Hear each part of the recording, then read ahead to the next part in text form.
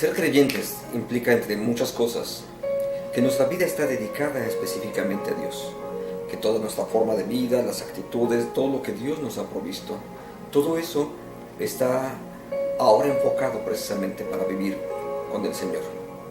Entonces, la verdad es que a lo largo de toda la Biblia, el Antiguo y el Nuevo Testamento, nos invitan a entender precisamente este asunto, que toda nuestra vida está enfocada hacia eso.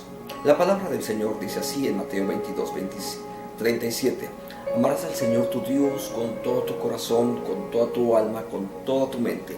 Y hay un segundo mandamiento, dijo Jesús, que es igualmente importante: amarás a tu prójimo como a ti mismo. En este llamado, precisamente, en este enfoque que Jesús da sobre el gran mandamiento, precisamente es donde se encuentra la idea misma de que nosotros fuimos llamados a estar precisamente en Cristo Jesús. Cada uno de nosotros fuimos llamados a formar parte de ese proyecto para con Él. Todos fuimos llamados justamente a formar parte de ese plan divino a través del cual Dios va a actuar en nuestras vidas. Nuestra vida está enfocada entonces justamente en eso. Ahora, ¿cómo es que manifestamos nosotros ese amor para Dios? Ese amor lo vamos a manifestar a través de 4 formas que son muy sencillas y que tienen que ver con conocer más de Él, con vivir para Él, por supuesto con el servicio y con ser lo que Él quiere que nosotros seamos. Esos 4 elementos son muy importantes y conforman la manera de cómo Dios va a actuar en medio de cada uno de nosotros. Entonces, esas son formas de cómo Dios lo va a seguir haciendo a través de nuestra vida. Veamos el primero de ellos: conocer. Conocer, por supuesto, tiene que ver con la Biblia. No hay una forma distinta, simplemente se trata de lo que Dios va a hacer en cada uno de nosotros a través de conocer su palabra.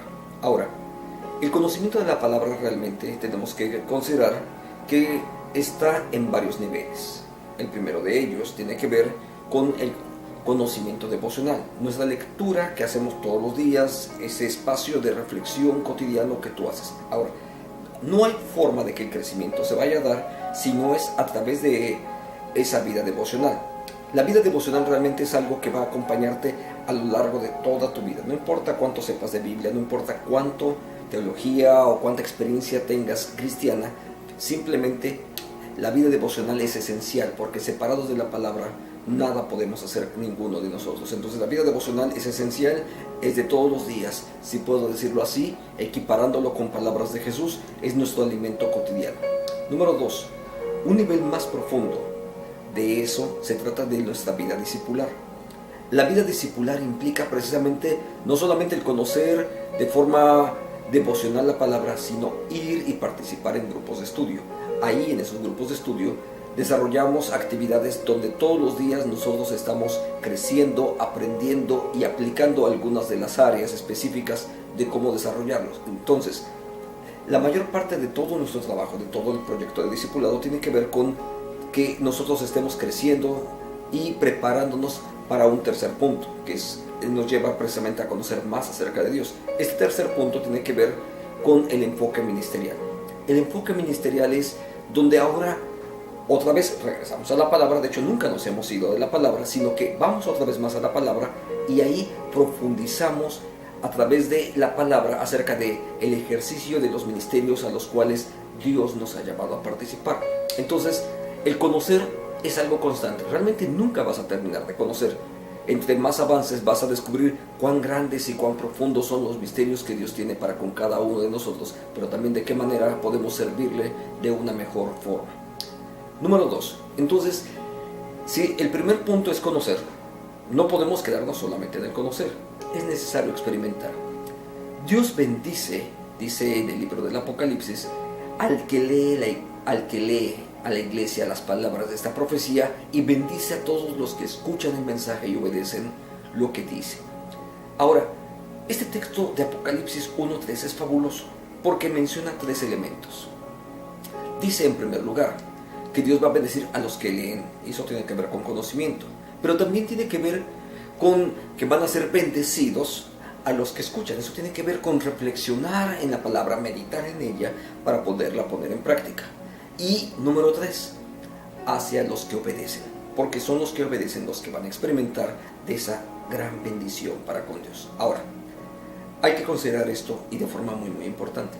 La epístola de Santiago dice: escuchar sin practicar es un engaño, porque efectivamente el propósito de la palabra no solamente que la sepamos, no solamente es que meditemos en ella, sino que la obedezcamos. Entonces, cuando tú obedeces la palabra, ahí es donde realmente es donde eres tú bendecido, pero también es donde tu vida va a ser bendición para otras personas. Entonces, vamos a nuestro tercer punto acerca de cómo es que nosotros vamos a desarrollar este conocimiento de Dios. Tiene que ver con el servicio. Y para hablar acerca del servicio, el apóstol Pablo escribió una frase que es importantísima en la epístola a los Filipenses. Dice él así: pues para mí vivir significa vivir para Cristo, y morir es aún mejor, pero si vivo puedo realizar más labor fructífera para Cristo. Entonces ve el enfoque que está. Dice, uno, vivir significa servir y estar ahí, pero también piensa que esa manera de vivir y de servir es la manera de cómo su vida efectivamente está sirviendo para Cristo. Entonces, servir es la condición, es decir, ese es el escenario que nos permite dar frutos para Cristo. En la medida que tú estás en el servicio, tu vida entonces cumple con el plan que Dios tuvo para tu propia vida. Entonces, en la medida que tú estás sirviendo, en la medida que tú estás desarrollándote, Dios va a seguir actuando para tu propia vida y serás, por supuesto, bendición para otros. El servicio también es una manera de cómo tú vas a seguir creciendo en Jesucristo, porque tu carácter, no solamente tu conocimiento, va a ser formado. Entonces, esto nos lleva a un tercer punto, al cuarto punto. Y ese cuarto punto es muy importante, porque eso tiene que ver con ser como Cristo era. El apóstol Pablo escribe a la iglesia de Tesalónica y le dice de esta forma: que el Dios de paz los mantenga completamente dedicados a su servicio, que los conserve sin pecado hasta que Él vuelva a nuestro Señor Jesucristo. Ser de Cristo implica también, entre otras cosas, santificación, y es la obra de Cristo, en ese sentido, el que nos santifica, y Él es el que viene, nos lava y nos preserva, de manera que nuestra vida, al final de cuentas, sea exactamente lo que Dios quiere hacer. Entonces Dios constantemente va a estar trabajando en tu vida. ¿Cómo? A través de tu vida devocional, a través de tu vida de servicio, a través de lo que conoces, a través de lo que experimentas, a través de todo eso Dios está trabajando en tu propia vida. Entonces la santificación tiene que ver con todo lo anterior, y en todo lo anterior es donde Dios va a estar actuando para que tu vida sea preservada, y sea preservada precisamente para que tú y yo nos podamos dedicar hacia el servicio al cual Dios nos ha llamado. Ese es el objetivo claro que Dios quiere para con cada uno de nosotros. Podemos agregar algo más. Y ahora, escribe también el apóstol Pablo a la iglesia de Colosas, y ahora viven de manera diferente. Eso implica toda una transformación. En realidad ustedes son personas nuevas. Eso es la obra de Cristo realizada a través de cada uno de nosotros con la presencia de su Espíritu. Entonces palabra y Espíritu van a formar ese binomio a través del cual Dios está transformando nuestras vidas, a través del cual son personas nuevas que cada vez se parecen más a Dios. Eso tiene que ver con la imagen de Cristo formada en nosotros mismos. Dios es nuestro creador, y así cada día nosotros vamos y crecemos más. Ahora, lo conocemos mejor. La imagen de Cristo formada en los discípulos. ¿Por qué? Porque cuando Dios está formando su imagen, porque finalmente ese es el propósito de Él, formar su imagen. Y formar su imagen no tiene que ver con algo físico, sino tiene que ver con que el carácter de Cristo se refleje en nuestra propia vida. Cuando el carácter de Cristo se está reflejando en ti, las personas que están en tu alrededor van a ser bendecidas. Cada una de ellas, de muy diferentes formas, pero cada una de ellas van a ser bendecidas porque la imagen de Cristo está siendo reflejada a través de ti, para con todos los vecinos, con toda tu comunidad, por supuesto, para con tu familia. Ahora, ¿cómo es que vamos a hacer todo esto? Por supuesto, nuestro texto de Primera de Tesalonicenses nos habla acerca de esto. ¿Cómo es que nosotros vamos a hacer esto y cómo es que vamos a impactar al mundo, la sociedad en la cual Dios nos ha colocado? En primer lugar, dice Tesalonicenses 1:2-10, ustedes confían en Dios y nosotros nos hemos portado bien y correctamente con ustedes. Hay dos asuntos que están aquí presentes. Se trata del apoyo mutuo.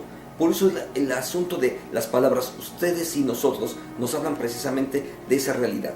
No es posible desarrollar apoyo si no estamos hablando de un asunto que se forma de manera recíproca. Entonces, para todas las relaciones necesitamos siempre el uno y el otro.